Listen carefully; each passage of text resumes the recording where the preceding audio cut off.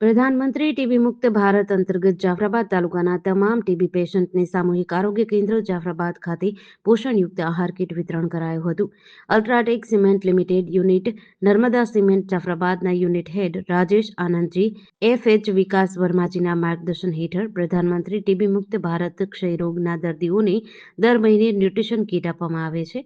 આ કાર્યક્રમને સફળ બનાવવા તાલુકા હેલ્થ ઓફિસર ડોક્ટર ટાક સાહેબ, સામૂહિક આરોગ્ય કેન્દ્રના ડોક્ટર કૃપેશ સાહેબ, senior treatment supervisor Sandeepbhai Joshi, Divyeshbhai, doctor Jinal, doctor Ajay, doctor હાર્દિકે ખૂબ જ મહેનત કરી રહ્યા છે.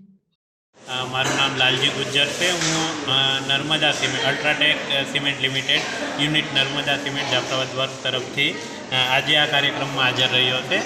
જેવું કે આપણા પ્રધાનમંત્રી સાહેબનું કહેવું છે કે ટીબી મુક્ત ભારત, પ્રધાનમંત્રી ટીબી મુક્ત ભારતના કાર્યક્રમ અંતર્ગત આપણે દર વર્ષે સરકારી જે ગવર્મેન્ટ તરફથી ટીબી પેશન્ટને જે દવાઓ આપવામાં આવે છે તો એની સાથે એમને રિકવરી જલ્દી થાય એના માટે આપણે ન્યુટ્રિશન કીટ નર્મદા સિમેન્ટ તરફથી આપીએ છીએ.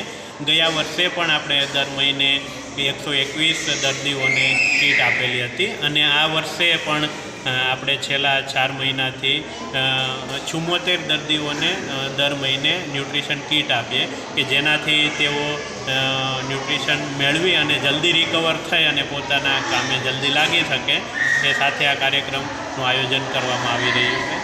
જેડીસી ન્યૂઝ સાથે કાળુશા કનોજિયા સાથે યોગેશ ઉનડકર, જાફરાબાદ.